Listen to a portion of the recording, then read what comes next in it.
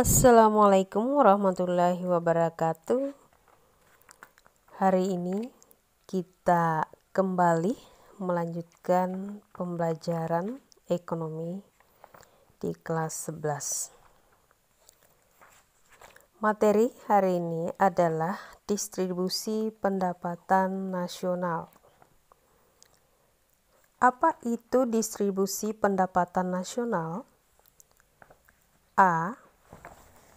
Pengertian distribusi pendapatan nasional.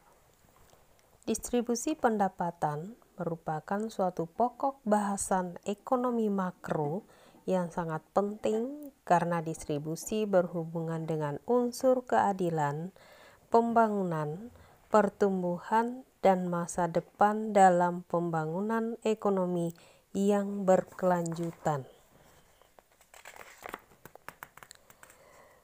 1. Pentingnya distribusi pendapatan nasional untuk pembangunan ekonomi suatu negara. Distribusi pendapatan harus direncanakan sedemikian rupa agar menghasilkan pembagian pendapatan yang adil dan merata. Pengambil kebijakan harus dapat merancang suatu tindakan agar pendapatan nasional terdistribusikan dengan memperhatikan pemerataan, keadilan, berkelanjutan, serta berkesinambungan. Perlu diperhatikan misalnya, apakah bantuan pada warga miskin diberikan dalam bentuk bantuan langsung uang tunai, membagikan barang-barang kebutuhan pokok, pendidikan, kesehatan, atau menyediakan lapangan pekerjaan. 2. Mengukur ketimpangan pendistribusian pendapatan nasional. Untuk mengukur ketimpangan dapat digunakan beberapa ukuran, yaitu distribusi pendapatan perorangan atau distribusi ukuran pendapatan, distribusi pendapatan dengan kurva Lorenz, dan koefisien Gini. Berikut adalah pembahasannya.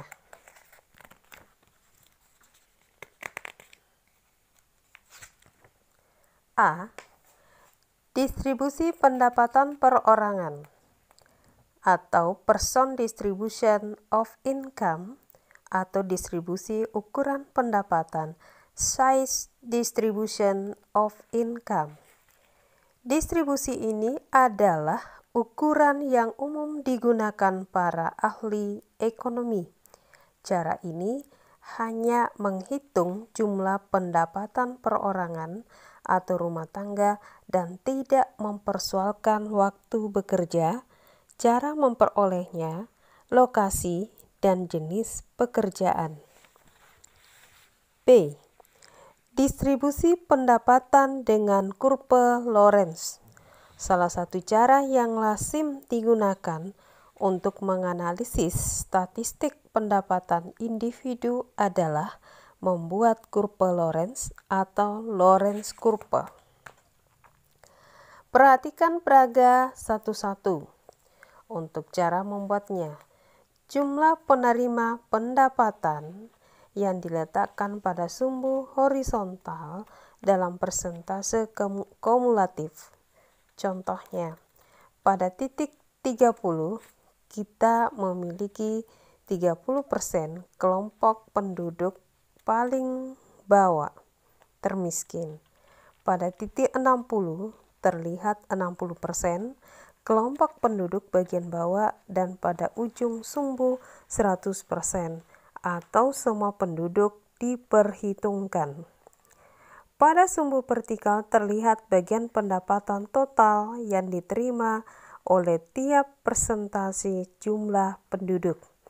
Pendapatan ini dapat diakumulasikan 100%, menunjukkan ukuran kedua sumbu sama. Kurva di peraga tersebut berbentuk bujur sangkar dengan garis diagonal yang ditarik dari sudut bawah ke kiri awal garis ke sudut atas kanan bujur sangkar. Pada setiap titik garis diagonal itu presentasi jumlah penerima pendapatan. Jumlah penerima pendapatan. Nah, ini adalah peraga gambar atau gambar kurva Lorenz. Nah, pada kurva Lorenz ini garis vertikal itu adalah presentasi pendapatan, kemudian yang garis horizontal presentasi penerima pendapatan, kemudian garis diagonal ada garis pemerataan kurva Lorenz. Pada gambar di samping, kurva Lorenz ini memperlihatkan hubungan antara persentase penerima pendapatan dan persentase pendapatan total yang mereka peroleh pada periode tertentu. Apabila garis Lorenz semakin menjauh melengkung dari garis diagonal, garis pemerataan sempurna, maka semakin besar tingkat ketimpangan yang terjadi. Gitu gambaran dari kurva Lorenz. C. Koefisien Gini. Ukuran lain untuk mengetahui tingkat relatif ketimpangan pendapatan di sebuah negara ditunjukkan berikut. Dihitung rasio dari bidang yang berada di antara bidang diagonal dan kurva Lorenz, kemudian dibagi dengan tengah bidang bujur sangkar tempat kurva berada. Perhatikan kurva di samping. Pada kurva ini, bagian yang dihitung adalah rasio bidang kotak berarsir dengan total bidang segitiga BCD. Rasio ini dikenal dengan nama rasio konsentrasi Gini atau koefisien Gini. Apa itu koefisien Gini? Koefisien Gini merupakan ukuran ketimpangan agregat dan dapat memiliki nilai berapapun berkisar antara 0, kemerataan sempurna, hingga 1, ketimpangan sempurna. 3. Pilihan langkah kebijakan dalam distribusi pendapatan. Ada beberapa cara untuk mendistribusikan pendapatan nasional dengan tujuan mengurangi kemiskinan, antara lain pembayaran langsung serta penyediaan barang dan jasa, meningkatkan aset kaum miskin, penerapan pajak penghasilan progresif. Berikut penjelasannya. A. Pembayaran langsung serta penyediaan barang dan jasa. Penyediaan langsung barang dan jasa terhadap orang-orang miskin merupakan salah satu kebijakan yang harus dilakukan. Contohnya adalah proyek kesehatan masyarakat di daerah pedesaan dan pinggiran kota, menyediakan makan siang bagi siswa sekolah, program perbaikan gizi bagi anak-anak prasekolah, pengadaan air bersih dan listrik ke daerah terpencil, program bantuan tunai langsung bersubsidi. B. Meningkatkan aset kaum miskin. Salah satu penyebab utama ketimpangan distribusi penghasilan di hampir semua negara berkembang adalah pola kepemilikan aset yang tidak merata dan terkonsentrasi.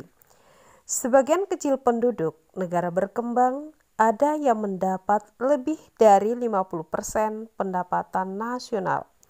Hal ini kemungkinan karena sebagian kecil penduduk ini memiliki atau mengendalikan lebih dari 90% modal fisik, finansial, lahan, maupun modal manusia dalam bentuk pendidikan dan kesehatan yang baik.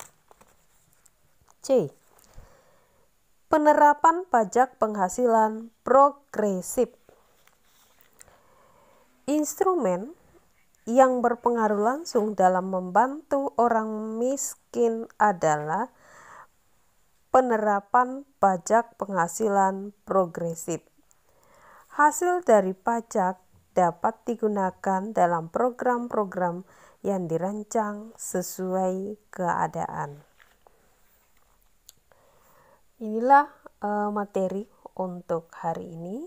Semoga dapat disimak dengan baik. Assalamualaikum warahmatullahi wabarakatuh.